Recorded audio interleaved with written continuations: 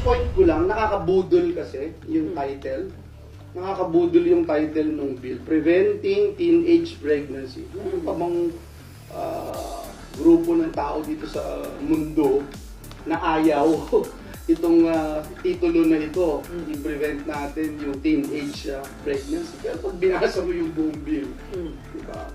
And sabi nga nila, the devil is in the detail. Importante yung konsultasyon eh. Yan yung part ng binabanggit natin na legislative bill.